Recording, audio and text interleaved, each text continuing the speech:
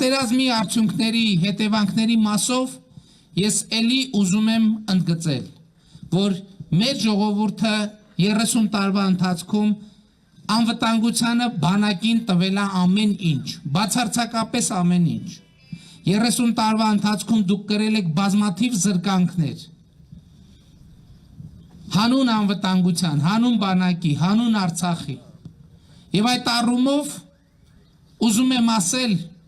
շատ կարևոր եմ համարում, որ պատերազմի հետևանքով ձեզնից որևէ մեկը իրեն պարտված չզգա։ Շատ կարևոր է եւ մեր ժողովուրդը իրեն պարտված չզգա։ Ես ասել եմ, որ այդ պարտության պատասխանատվությունը ամբողջությամբ ես վերցնում եմ ինձ վրա։ Ինչքան էլ դա ծանր է, դաժան է, այո, պարտությունը թող ինձ լինի, բայց հաղթանակը պետքա ձերը լինի։ Որովհետեւ ես հավատում եմ, որ հայ ժողովուրդը իր բարեկեցության, անվտանգության, երջանկության համար պայքարում պիտի հաղթի։ Բոլոր են հաղթանակները, որ այս 30 տարվա ընթացքում մենք կրել ենք այդ հաղթանակները ժողովրդինն է, ձերն է, ձեզնից յուրաքանչյուրինն է, եւ այդ զրկանքները, որոնք դուք կրել եք այդ հաղթանակի ամենամեծ վկայությունն է։ Պարտությունները, որ կրել ենք մենք, այդ բոլոր պարտությունները ես վերցնում եմ ինձ։ Բայց ես ուզում եմ, սա ասում եմ ոչ թե որպես կարգախոս, ես ուզում եմ, որ այս ամեն ինչի արդյունքում մենք որոշենք մեր անելիքները, թե ինչ պետքա մենք անենք։ Այսօր տեսեք ինչ խնդիր կա։ 21-րդ դարում մեր գյուղացին միջև այսօր ինքը բախվում է կարկուտի, ցրտահարության, ամենատարբեր բաների հետ։ 21-րդ դարում մարդիկ այլևս կարկուտը, ցրտահարությունը ընդհանրապես պրոբլեմ չեն։ Երաշտը, որովհետև 21-րդ դարում գյուղատնտեսության մեջ կա այնքան գիտելիք, որ մարդիկ ոչ թե մտածում են, թե իրանք ինչքան բերք պիտի ստանան տեսնեն, իրանք պլանավորում են, թե ինչքան բերք ստանան։ Եվ դա ունի մի անուն, ինտենսիվ գյուղատնտեսություն։ Եվ մեր խնդիրն է, որպեսզի մենք մեր երկրի վարելահողերի շատ մեծ մասը դրենք ինտենսիվ գյուղատնտեսության տրամաբանության ներքո։ Այսօր Արմավիրի մարզում կա շուրջ 40,000 հեկտար վարելահող։ 40,000 հեկտար վարելահողից 14,000 հեկտարը ընդհանրապես չի մշակվում։ Իսկ ընդհանրապես, եթե մենք նայենք հանրապետության վիճակագրությունը ջրվող հողերի, ոռոգվող հողերի, մեր հանրապետության հողերի 74%-ը չի ոռոգվում, այսինքն անջրդի է, պատկերացնում եք 74%-ը։ Մեր եթե այս նույն վիճակագրությունը հələ Արմավիրի մարզի միջայլոց ամենաքիչ չմշակվող հող ունեցող մարզերից է։ Եթե չեմ սխալվում, նույնիսկ ամենաքիչը։ Բայց եթե մենք վիճակագրությունը նայենք մեր երկրի մշակվող եւ չմշակվող հողերի, մենք ինչ վիճակագրություն ունենք։ Մեր երկրում 444,000 հեկտար վարելահող կա, այդ 444,000 հեկտարից 216,000 հեկտար, այսինքն 49% ընդհանրապես չի մշակվում։ Սա շատ կարևոր վիճակագրություն է, ինչ պետք է մենք անենք։ Եվ չի մշակվում նաև այն պատճառով, որ մեր երկրի այս հողերի 74%-ուն ջուր չի հասնում, ոռոգման ջուր չի հասնում։ Ինչ պետք է մենք անենք, մենք պետք է այս 216,000 հեկտարը դնենք մշակման եւ ոռոգման տակ։ Մենք խնդիր պետք է դնենք, որ մեր երկրում վարելահողին ջրի հասանելիության մակարդակը պետք է հասնի 90 եւ ավելի տոկոսի։ Մեր երկրում իմիջայլոց մենք շատ լարվում ենք գլոբալ ջերմացման հետ կապված, բայց մեր երկրում ջրի պրոբլեմ չկա։ Մեր երկրում կա ջրի կուտակման պրոբլեմ։ Ամեն տարի մեր լեռներում 7 միլիարդ խորանարդ մետր ջուր է ձևավորվում, գնում է լցվում է գետերը։ Եվ մենք, եթե այդ ջրերը կուտակենք, մեր երկրում այս վիճակագրությունը չի լինի։ Մեր երկրում չի լինի 216,000 հեկտար չմշակվող հող։ Մեր երկրում ընդհանրապես չպետք է լինի չմշակվող հող։ Այս հողերը պետք է մշակվեն, Բայց այդ ամբողջ ջուրը մենք մեր հողի համար պիտի չօգտագործենք, որովհետև մենք ավանդական ոռոգումից պետք է անցնենք կաթիլային ոռոգման։ Այդ մնացած ջրերը հիմա շատ է խոսվում այն մասին, որ ջուրը 21-րդ դարի նավթն է։ Հիմա ես կխոսեմ այն մասին, որ մենք 21-րդ դարի երկու ամենակարևոր նավթերից շատ հարուստ ենք։ Մեր բարդույթները միշտ ձևավորվել են նրանից, որ մենք նավթ չունենք։ Հիմա դարը փոխվում է։ Մենք հիմա երկու ամենակարևոր նավթը ունենք։ Մնում է որ ճիշտ օգտագործենք այդ երկու ամենակարևոր նավթերը։ Ինչ նկատի ունեմ։ Մենք պետք է կաթիլային ոռոգումով անցնենք ավանդական ոռոգումից կաթիլային ոռոգման։ Իսկ մնացած ջուրը մենք պետք է այո, պետք է նաև ջրի արտահանման մեթոդներ մշակենք, ձևեր մշակենք, որովհետև աշխարհում ջրի դեֆիցիտը գնալով ավելի մեծանալու է։ Երկրորդը, ճիշտ է, մենք հիմա գյուղատնտեսական ապահովագրություն ենք մտցրել, որ կարկուտից, ցրտահարությունից ապահովագրություն ենք մտցնում։ Բայց մյուս կողմից մենք պետք է հակակարկտային ցանցերը այն ձևերում, այն դեպքերում, որ հնարավոր է, պետք է հակակարկտային ցանց լինի, որ մենք կարկուտից չվախենանք ընդհանրապես։ Որտեղ ամեն տարի մենք նույնիսկ կամ ցրտահարությունը կամ կարկուտը կամ մի բան մեզ համար պրոբլեմա ստեղծում։ Այս պետք է լինի մեր ճանապարհը եւ պետության ու կառավարության քաղաքականությունը պետք է լինի դա, որպեսզի դուք բոլորդ այն չարչարանքը, նույն չարչարանքը պետք է տեղի ունենա, բայց պետք է կրկնակի երակի քառակի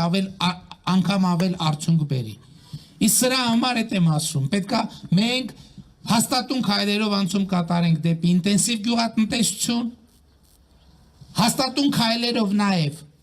պետք է մեր ճանապարհները այնպիսի հուսալի լինեն, հենց տեսեք Լարսում ինչա կատարվում այսօր։ Այսօր Լարսում 600 ավտոմեքենա կանգնած Հայաստանի Հանրապետության չի կարող անցնել, ինչի, որովհետև եղանակային պայմանները շատ վատն են։ Ճիշտ է, լուրեր կան, որ այնտեղ արհեստական խոչընդոտներ կան եւ այլն, հələ այդ արհեստական խոչընդոտներով զբաղվելը հեշտ է։ Բայց երբ որ ամբողջ երկրի տնտեսությունը ընդամենը մի ճանապարհի հույսին է, ընդամենը մի ճանապարհի հույսին է, որտեղ կարա քարաթափություն լինի, որտեղ կարա ձյուն գա,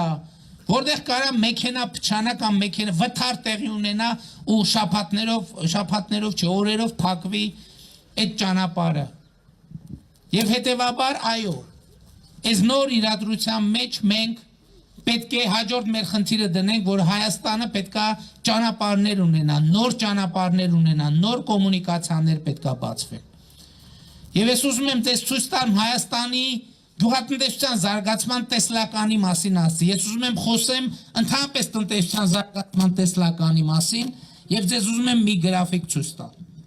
Այս գրաֆիկը վերջին 20 տարվա ընթացքում, 21 տարվա ընթացքում պղնձի միջազգային գներն են։ Այսինքն դուք տեսնում եք, որ պղնձի միջազգային գինը 2000 թվականից այս կողմ մոտավորապես 6-7 անգամ աճել է։ Հայաստանը պղնձի պաշարներով ամենահարուստ երկրներից մեկն է աշխարհում։ Ամենահարուստ երկրներից մեկը։ Եվ շատերը ասում են, որ պղինձը երկրորդ նավթն է 21-րդ դարի։ Եվ ակնհայտ է, որ պղնձի գները 21-րդ դարում լինելու են չափազանց բարձր, որովհետև էլեկտրոմոբիլների մեջ ամենաշատը օգտագործվում է, ամենակարևոր կոմպոնենտներից մեկը, որ օգտագործվում է շարժիչների մեջ պղինձն է։ Բայց մենք նույնիսկ այդ հարստությունը, ինչպես ջուրը, այնպես էլ պղինձը մենք չենք կարողանում ամբողջությամբ օգտագործել, որովհետև մենք այսօր հանքաքար ենք արտահանում հիմնականում։ Բայց մենք պետք է խնդիր դնենք, որպեսզի Հայաստանում սահմանափակենք արդյունքում միջնաժամկետ հեռանկարում ընդհանրապես արգելենք հանքաքարի արտահանումը եւ Հայաստանից հնարավոր լինի արտահանել միայն պղնձի պատրաստի արտադրանք։ Իսկ սրա համար ինչա պետք մեզ, սրա համար մեզ պետք է երկաթուղի։ Ինչի է պետք երկաթուղի, որովհետև պղնձի ձուլման համար ընթացքում ձևավորվում է մեծ քանակի ծծմբական թթու, որը երկրից արտահանել, դուրս բերել, չենք կարող մենք այդ ծծմբական թթուն կուտակել։ Ինքը նույնպես ապրանք է, իսկ իր արտահանման համար պարտադիր պետք է երկաթուղի։ Եթե Հայաստանում լինում է պղնձի ջուրական, սա ինչ է նշանակում, որ գնացել են գավառ, ժողովուրդը ինչ էր ասում էր այ գավառի կաբելի գործարանը պետք է աշխատացնել։ Գավառի կաբելի գործարանը հնարավոր չի աշխատացնել առանց երկաթուղու եւ հնարավոր չի աշխատացնել առանց պղնձի։ Երբ որ մենք ունենանք երկաթուղի եւ երբ որ մենք ունենանք պղինձ որպես մետաղ, որպես հումք, ոչ թե հանքաքար։ Անխուսափելիորեն մեր հաջորդ խնդիրը պետք է լինի, որ այդ պղինձը Հայաստանում այնքան մշակվի, այնքան աշխատատեղ ստեղծի, որ այո գավառինն էլ աշխատի, մյուս տեղերի նոր գործարաններ բացվեն, եւ սա պետք է լինի մեր պատկերացումը։ Եվ հետեւաբար, եթե այդ պատերազմյան շրջանում մեզ հաջողվի հասնել նրան, որ երկաթուղիները բացվեն, սա նշանակում է, որ մենք կունենանք հնարավորություն մեր ունեցած 21-րդ դարի երկրորդ նավթը շատ արդյունավետ օգտագործել։ Բայց այստեղ մենք պետք է գնանք որոշակի լուծումների, որտեղ գիտեք, որ մեր երկաթուղիները մասնավորապես դեպի Իրան եւ դեպի Ռուսաստան անցնում են Ադրբեջանով։ Եվ մենք պետք է այստեղ հասկանանք, որ չի կարող լինել այնպես, որ մենք իրանց տարածքով ճանապարհ ստանան, իրանք մեր տարածքով ճանապարհ չստանան։ Եվ այստեղ մենք այո պետք է կայացնենք նաև որոշումներ, որ մենք փոխադարձաբար այդ ճանապարհներից պետք է օգտվենք։ Եվ ընդհանրապես կարծում եմ, որ մենք տարածաշրջանի նկատմամբ մեր հայացքը, մեր դիտանկյունը որոշակի պետք է փոխենք։ Ես այդ բարդ նախադասությունը ասում եմ եւ իրոք այդ նախադասության շուրջ մենք պետք է մտածենք։ Այո, ասված է եւ գիտենք, որ մենք տարածաշրջանում ունենք թշնամիներ։ Բայց ի վերջո եկեք արձանագրենք,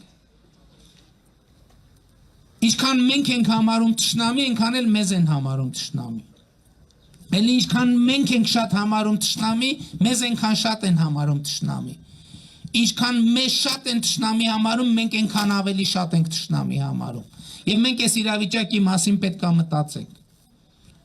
Որովհետև մենք տարածաշրջանում պետք է ստեղծենք Հայաստանի շուրջ որոշակի բարենպաստ միջավայր։ Իսկ որպեսզի Հայաստանի շուրջ բարենպաստ միջավայր կարողանանք ձևավորել, պետք է մենք էլ կարողանանք փոխել մեր դիտանկյունը տարածաշրջանի նկատմամբ, բայց տարածաշրջանն էլ պետք է փոխի իր դիտանկյունը մեր նկատմամբ։ Եվ այստեղ առաջնային հարց է գալիս անվտանգության հարցը։ Գիտեք ըստ էության, երբ որ ես ասում եմ 30 տարվա ընթացքում դուք բոլոր զոհողությունները արել եք, դուք այ բոլորդ, երեխեքը, մեծերը, տարիքավորները, բոլոր զոհողություններն արել եք հանուն անվտանգության։ Բայց մենք մի իրողության առաջ ենք կանգնած, որ մենք 30 տարի պատրաստվել էինք դիմակայել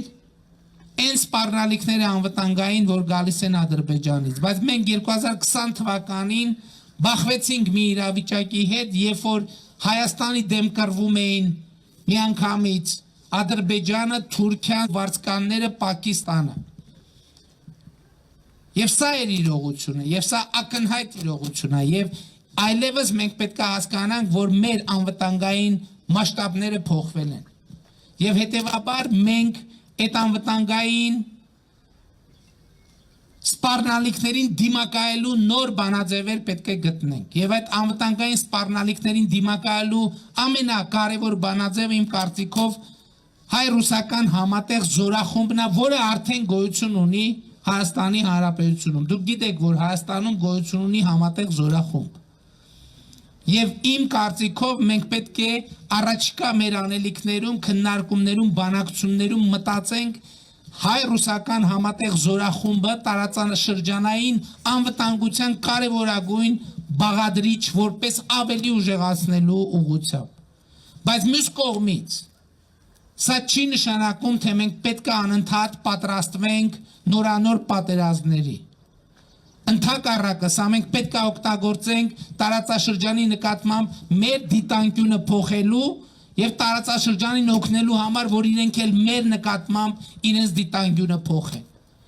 Եվ մենք պետք է այնպես անենք, որ այս ջերմոցները, որ ձեր բակերում կան, այդ ջերմոցները դառնան իրական բարեկեցություն երեխաների համար։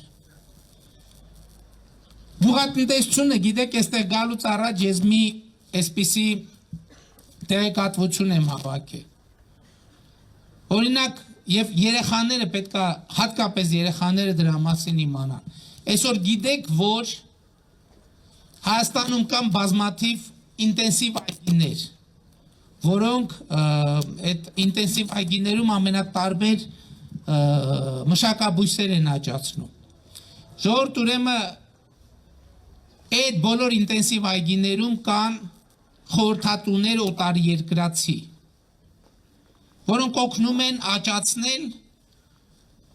ոնց է պետք մշակել այդ բույսերը։ Գրեթե բոլոր ինտենսիվ այգիները լուրջ ընկերություններում կան օտարերկրացի խորհրդատուներ։ Եվ ես հետաքրքրվեցի, թե իրանք ինչքան աշխատավարձ են ստանում։ Երեք ինձ հաշվետվություն են բերել, կան դեպքեր, երբ որ խորհրդատուները մեկ օրվա աշխատանքի համար ստանում են 1000 կամ 2000 եվրո։ Մեկ օրվա աշխատանքի համար, պատկերացնում եք։ Ես այդ որ թղթերը բերեցին, ասեցի դուք համոզված եք, որ այս տեղեկատվությունը ճիշտ է։ Նրանք մասնագիտությամբ գյուղատնտես են, ագրոնոմ։ Բայց նրանք օրվա համար ստանում են 2000 եվրո, 1000 եվրո, 1500 եվրո եւ տարվա ընթացքում իմիջայլոց մի ընկերության հետ աշխատում են 15-20 օր։ Այն մնացած 365 օրը, այսինքն մնացած մի քիչ պետք է խանել, հանած 12, աշխատում են ուրիշ ընկերությունների հետ եւ օրը ստանում են 1500-2000 եվրո։ Երեխեքը պետք է իմանան դրա մասին։ Բայց ինչի են օտար երկրա, ինչի են դրսից բերում այդ մասնագետներին, որովհետև Հայաստանում մասնագետի պրոբլեմ կա, ժողովուրդ։ Եվ հաջորդ ուղղությունը,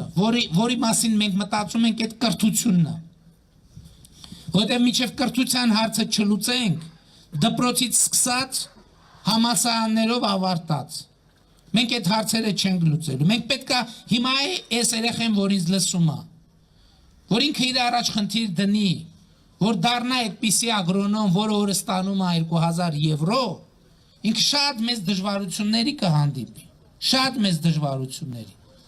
Եվ այդ իր դժվարությունները հաղթահարելու համար առաջին քայլը, որ մենք անում ենք, այդ ուսուցիչների որակավորումը եւ բարձր աշխատավարձը ապահովելն է։ Ես այդ ծրագրի մասին ասել եմ։ Այս տարվա նոյեմբերից Հայաստանի այն ուսուցիչների աշխատավարձը իմիջայլոց բանի առարկաների ցանկ կա, ովքեր կանցնեն ատեստավորում, մայիսից դիմումները ընդունվելու են, մինչև նոյեմբեր ատեստավորման գործընթացը տեղի ունենալու, եւ այն ուսուցիչները հայոց լեզու, գրականություն, ֆիզիկա, մաթեմատիկա, քիմիա, հայոց պատմություն եւ էլի 7 առարկաներից ենք սկսում, ովքեր այդ որակավորման գործընթացը կանցնենք, նոյեմբերից իրենց աշխատավարձը 50%-ով, 30-ից 50%-ով կբարձրանա, նայած թե ինչ միավորներ կհավաքեն, բայց սրանով պատմությունը չի ավարտվում։ Առաջիկայում մենք կընդունենք նաև անպատասխան օրենսդրություն, որ նախ այս որակավորումը անցած ուսուցիչները հետագայում իրենց աշխատանքի ընթացքում էլի որոշակի մեխանիզմներով կստանան կրեդիտներ, միավորներ կստանան իրենց աշխատանքի համար, կախված նաև իրենց աշակերտների բերած իրական արդյունքներով, ոչ թե մատյանում եւ օրագրում գրած բաներով, գնահատականներով, այլ իրական արդյունքներով։ Նրանք միավորներ կստանան եւ այդ մեխանիզմով ուսուցչի աշխատավարձը անկախ կառավարության որոշումներից անընդհատ աճելու է, բայց աճելու է այն ուսուցչի աշխատավարձը, ով ապացուցել է իր բարձր որակավորումը։ Իսկ այն ուսուցիչներին, ովքեր իրենց բարձր որակավորումը չեն կարողանալու ապահովեն, հաստատեն, Մենք այդ ուսուցիչներին կամ կօգնենք, որ իրանք իրենց մասնագիտական պատրաստությունը բարձրացնեն, կամ էլ կօգնենք, որպեսզի նրանք վերավորակավորվեն եւ այլ աշխատանքի անցնեն։ Եվ այսպես մի քանի տարվա ընթացքում մենք համոզված կլինենք, որ մեր դպրոց 3-4 տարվա ընթացքում մեր դպրոց մտնում են միայն բարձր որակավորում ունեցող ուսուցիչներ, որոնք արդեն ստանում են ոչ թե այսօր գիտեք, որ Հայաստանում ուսուցիչ կա, որ ստանում է 30,000 դրամ աշխատավարձ։ 30,000 դրամ աշխատավարձ ստացող ուսուցչին ինչ գիտելիք էլ ունենա, այդ մարդը մենակ իր կենցաղային դարդերից այնքան կշեղվի, պատկերացնում ես երեխան նայում, հիշում է, վայ երեխես կոշիկ չունի, վայ այն մի բան է, այն մի հոսանքի փողը եւ այլն։ Ինքը արդեն նույնիսկ ամենալավ ուսուցիչը այս իրավիճակում շեղվում է բուն դասապրոցեսից։ Հաջորդ խնդիրը կա։ Ես էլի քանի անդրադարձա, մենք այսօր տասնյակ տարիներով չենք կարողանում լուծել հեռավոր գյուղերի ուսումնառության խնդիրը։ Մենք հիմա երկու մեխանիզմ ենք արդեն ներդրում հեռավոր, այն գիտեք, որ գյուղեր կան, որտեղ ուսուցիչներ կան, որ միանգամից համ ֆիզկուլտուրա են պարապում, համ ֆիզիկա, համ քիմիա, համ անգլերեն, համ ֆրանսերեն, որտեղ կադրեր չկա։ Հիմա մենք ներդնում ենք նաև հեռավար ուսուցման ծրագիրը, որ բարձր որակավորում ունեցող ուսուցիչները հեռավար կապով միավորվում են այդ հեռու դպրոցների հետ եւ դաս են վարում այդ երեխաների հետ եւ սա էլ լրացուցիչ բնականաբար աշխատավարձ է բերում։ Մենք ուրիշ մեխանիզմ ենք մտածում, մենք մտածում ենք այդ կարգի հեռավոր դպրոցներում, հեռավոր գյուղերի դպրոցների կրթական ցիկլը մի քիչ տեղաշարժենք, այսինքն նրանց մոտ դասերը մի քիչ ավելի ուշ սկսեն եւ ավելի ուշ ավարտվեն, ինչի համար, որ օրինակ մենք ամառային արձակուրդների ժամանակ բարձր որակավորում ուսուցիչներին գործուղենք, ընդ որում հիմա գործուղման այդ նպաստները նույնպես բանեն արել, ավելացել են, որպեսզի գործուղենք, իրանք ասենք օրինակ քաղաքի Երևանի ուսուցիչը գնա մի ամիս իր ընտանիքով իր հանգիստը անցկացնի այդ գյուղում եւ նաեւ գնա մի քանի անգամ երեխեքին, որոնց հեռավար դասա տալիս, մի քանի անգամ էլ կենթանի շփում տեղի ունենա եւ այդ երեխաներին ներգրավի։ Այս ձևով եւ նաեւ չափորոշիչների հարցը լուծելով մենք այս երեխեքի ապագայի առաջին խնդիրը պետք է լուծենք։ Եվ երկրորդ նախագիծը, քանի որ կրթության մասին խոսեցի, կներեք, ես չգիտեմ, հետաքրքիր է ընդհանրապես այս թեման։ Հաջորդը ինչ ենք ուզում անենք, այսպիսի մի նախագիծ կա։ Գիտեք, որ մեր բուհերում կան բազմաթիվ պրոբլեմներ։ Այդ պրոբլեմները կապված են եւ ֆիզիկական ենթակառուցվածքի հետ, եւ կապված են բովանդակության հետ։ Եվ մենք ունենք այսպիսի գաղափար, որ Երևան քաղաքից բոլոր կամ եթե ոչ բոլոր առնվազն բուհերի մեծամասնությունը, քանի որ շենքերը գտնվում են կենտրոնում, այդ շենքերը հանենք վաճառքի, ձևավորված գումարներից Երևանից դուրս կառուցենք քաղաք, որը կլինի բուհական ակադեմիական քաղաք, որտեղ կենտրոնացած կլինի մեր գիտական, դասախոսական պոտենցիալը, եւ այս երեխեքը այդ բարեփոխված դպրոցից հնարավորություն ունենան գնալ այդ բարեփոխված բուհական համակարգ։ Այսօր մեր բուհերում նույնիսկ ասում են բան չկա, շենքային պայմանները արդեն չեն համապատասխանում 21-րդ դարի չափանիշներին, որ այս երեխեքը գնան այնտեղ այդ կրթությունը ստանան եւ հնարավորություն ունենան, որ հենց Հայաստանում այդ այս գյուղերում ձեր բոլորի բարեկեցության մակարդակը իրանց 2000 եվրոանոց օրը խորհրդատվությամբ կարողանան օգնել ձեզ, մեզ բոլորից, որպեսզի մենք մեր բարեկեցությունը կարողանանք ստեղծել։ Ես ինչ եմ ասում սա, ես ուզում եմ, որ մենք պատերազմի հետևանքների այս իրադրությանը նույնպես նայենք, փորձենք նայել նաև ուրիշ հայացքով։ Ես այսօր գրում եմ Եվ մեր բոլոր նահատակների 44 օրյա պատերազմի նահատակների գերեզմանների առաջ ծնկի եմ գալիս։ Եվ մենք մեր հարգանքի մեծագույն տուրքը պետքա մատուցենք, մենք ներողություն պետքա խնդրենք նրանցից, որ չկարողացանք նրանց կյանքը պահպանել, եւ խնդրում եմ ես այդ ներողությունը, բայց ազգովի նրանց հիշատակի հարգելու ամենամեծ ձևը կլինի այն, եթե մենք ունենանք իսկապես բարեկեցիկ Հայաստան, իսկապես բարեկեցիկ Արցախ, իսկապես անվտանգ բարեկեցիկ եւ երջանիկ։ Ես այսօր ձեր գյուղի փողոցներով որ անցնում էի, ընդ որում մենակ ձեր մոտ չամբողջ Հայաստանն ա տեն ժողովուրդ։ 21-րդ դարում ինչի պիտի մենք ունենանք փողոցներ, որոնք դեռևս կամ ասֆալտապատված չեն կամ սալիկապատված չեն։ Սա մեզ պետք է ազդակ լինի, որ մենք երևի այնուամենայնիվ ինչ-որ բան սխալ ենք արել եւ մենք առաջինը պետք է մեր սխալները ուղղենք։ Բայց ես ուզում եմ ձեզ հետ խոսել նաեւ յետպատերազմյան մի շատ կարևոր ձեռքբերման մասին։ Նոյեմբերի 9-ից հետո դուք գիտեք ինչ իրադարձություններ են տեղի ունեցել Հայաստանի Հանրապետությունում։ Եղել են հարձակումներ, եղել է ընդհուպ բաց հրապարակային ահաբեկչության քարոզ, եղել է ամենասուր եւ կշարունակում ամենալ ատելության խոսք, եղել է շատ էմոցիոնալ վիճակ եւ ըստ էության արդեն 5-րդ ամիսը այս իրավիճակը շարունակվում է, բայց ես ուզում եմ ձեր ուշադրությունը հրավիրել մի փաստի վրա, որը կարծում եմ աննախադեպ է համաշխարհային պատմության մեջ։ Այս ընթացքում Հայաստանի Հանրապետությունում այս համատեքստում մի հատ կրակոց չի հնչել, մի հատ։ Դուք պատկերացնում եք, մենք այս ամեն ինչի միջով անցել ենք ու մի հատ կրակոց մինչև այսօր չի հնչել։ Սենց բան աշխարհի ոչ մի երկրում չէր կարող լինել եւ չի եղել։ Եվ ես ուզում եմ ասել, որ սա առաջին հերթին մեր ժողովրդի ձեռքբերումն է, որովհետեւ բոլոր պոտենցիալ կրակողները գիտեին, որ ժողովուրդը դա չի ների եւ ժողովուրդը դա չի հանդուրժի։ Ընդ որում կարող էին կրակել, ընդ որում պատերազմից հետո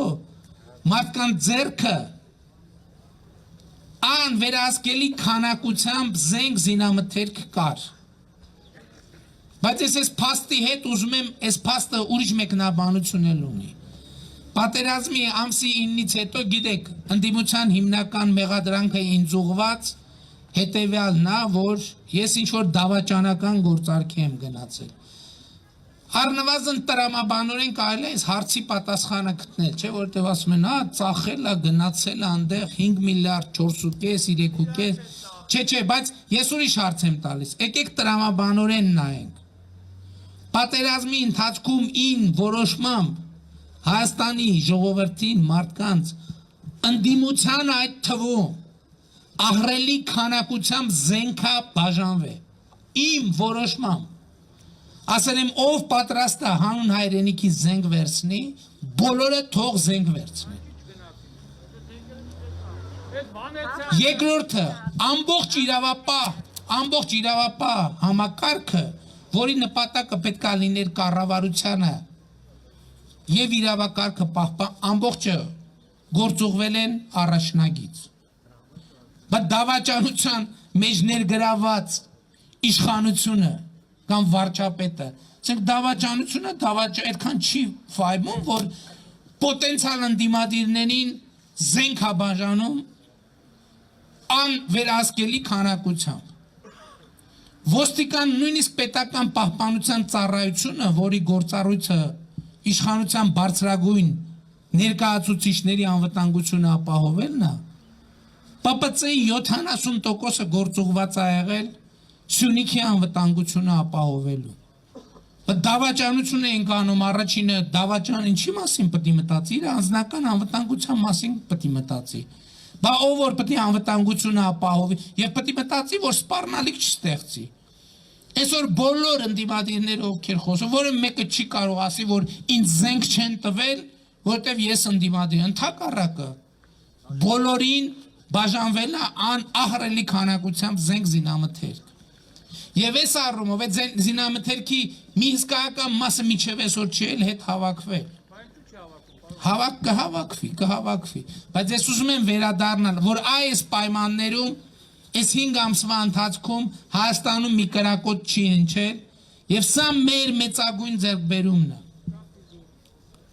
Չէ, կներեք, համաձայն չեմ։ Ես գիտեմ, որ շատ դեպքերում դուք իշխանությունից պահանջել եք շատ կոշտ գործողություններ։ Չէ, հիմա գիտեք ինչ, կներեք, բան խնդրում եմ այլ կերպ չընկալեք, հիմա կներեք, հիմա առաջկայում խորհրդարանական ընտրություններ են։ Եթե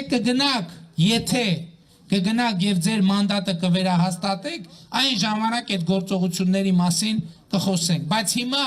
ես շատ եմ մտածել դրա մասին եւ շատ գոհ եմ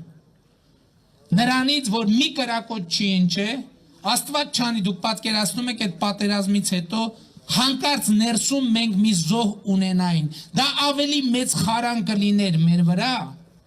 շատ ավելի մեծ խարան կլիներ մեր վրա, բայց ես էլի ուզում եմ ասել, որ սա առաջին հերթին մեր ժողովրդի ձեռքբերումն է, երկրորդ հերթին ուզում եմ բարձր գնահատել մեր իրավապահ մարմինների գործունեությունը, ոստիկանության, ազգային անվտանգության ծառայության, պետական պահպանության ծառայության գործունեությունը, որովհետև եղել են իրավիճակներ, որ այո կարող էր իրավիճակը ընդհանրապես հսկողությունից դուրս գալ, բայց այնուամենայնիվ մեզ իրար հետ հաջողվել է պահել իրադրությունը հսկողության տակ, բայց ես ուզում եմ ասել նաև, որ այս իրավիճակը նաև մեր ընդդիմության ձեռքբերումն է, ինչ էլ ասենք, շատ կարևոր է, որ մենք այս պահերը շեշտենք, եւ ես ուզում եմ նաև բարձր գնահատել ընդդիմության այդ մոտեցումը, իհարկե շատ կարևոր է եղել, որ ժողովրդի դիրքորոշումը հստակ է եղել, շատ կարևոր է եղել, որ իրավապահ համակարգի պահվածքը հստակ է եղել, բայց կարևոր է եղել նաև, որ ընդդիմությունը չնայած երբեմն ահաբեկչության ուղիղ կոչերին, բայց այնուամենայնիվ մեր ընդդիմությունը նույնպես գծեր չի անցել եւ ես ուզում եմ բարձր գնահատեմ ընդդիմության նաև ընդդիմության այդ պահվածքը եւ ուզում եմ հույս ու համոզմունք հայտնել, որ առաջիկայում մենք կգնանք այդ ճանապարհում։ Հայաստանում հոկտեմբերի 27-ների էջերը փակված են։ Չի լինելու Հայաստանում հոկտեմբերի 27։ Հայաստանում մարտի 1 չի լինելու այլևս։ Այո, Հայաստանը ժողովրդի իշխանության երկիր է եւ կներեք, բոլոր հարցերի պատասխանը պետքա տա ժողովուրդը։ Բոլոր հարցերի պատասխանը պետքա տա ժողովուրդը եւ ժողովրդի ազատ կամ արտահայտմանը որևէ մեկը չպետք է փորձի խոչընդոտի։ Առաջիկայում նշանակված է հունիսի 20-ին արտահերթ խորհրդարանական ընտրություններ։ Ինչի մասին են այդ ընտրությունները, ժողովուրդ։ Այդ ընտրությունները դրա մասին է, որ դուք պետքա որոշում կայացնեք անցյալի եւ ապագայի վերաբերյալ։ Դուք պետքա գնահատական տակ անցյալին եւ դուք պետքա որոշում կայացնեք ապագայի վերաբերյալ։ Եվ մենք այո առաջիկայում ես հրաժարական եմ տալու ապրիլին։ Ինչու՞։ Ոչ թե հրաժարական եմ տալու գնալու, այլ հրաժարական եմ տալու, որպեսզի տեղի ունենան արտահերթ խորհրդարանական ընտրություններ, այդ ընթացքում շարունակելով լինել վարչապետի պարտականությունները կատարող։ Եթե դուք կվերահաստատեք ձեր մանդատը, ես մեր թիմը կշարունակենք ծառայել ձեզ շատ ավելի լավ, քան նախկինում։ Եթե չեք վերահաստատի, մենք խոնարհաբար իշխանությունը կփոխանցենք նրան, Չէ, չեղավ, ում դուք կընտրեք, եթե դուք կընտրեք գելերին ձեր ընտրությունն է, մենք ինչ կարանք անել, և որպես ամփոփում, որ չի կարող այդպես լինել, չի կարող, ես ես ամեն ինչը դրա համար էի պատմում, որ չի կարող լինել, և որպես ամփոփում, ուզում եմ ժողովուրդ ջան, ներողություն խնդրել այն բոլոր հիասթափությունների համար, որ այս ընթացքում մենք ձեզ պատճառել ենք, հավատացեք, դա մեզ համար ամենամեծ ցավն է և ամենամեծ խնդիրն է և ես հույս ունեմ, որ դուք իսկապես մեզ կներեք և եթե մեզ տաք նոր շանս, մենք խոնարհաբար կծառայենք ձեզ, մենք սխալվել ենք շատ հարցերում, բայց մենք ձեզ չենք խաբել այդ մի բանում կարող եք վստահ լինել և այդ է պատճառը իմիջայլոց, որ մենք այսքանից հետո դեռ կարողանում ենք ձեր առաջ կանգնել, ձեր աչքերի մեջ նայել և խոսել և դուք էլ դեռ լսում եք, շնորհակալ եմ ես ձեզ դրա համար, շնորհակալ եմ ձեզ դրա համար և ուրեմն սիրում եմ բոլորիդ, հպարտանում եմ բոլորով հետ և խոնարհվում եմ բոլորիդ առաջ և դուք կհաղթեք, մենք բոլոր պարտությունները մեզ, բոլոր հաղթանակները ժողովրդին, սա պիտի լինի մեր քաղաքական առաքելությունը և մենք պետք է կարողանանք ապահովել խաղաղությունը, անվտանգությունը, երջանկությունն ու բարեկեցությունը Հայաստանի Հանրապետությունում, ինչպես ես իմ ելույթում փորձեցի հենց դա նկարագրել մանրամասն, շնորհակալ եմ շատ ժողովուրդ ջան, խոնարհվում եմ բոլորիդ առաջ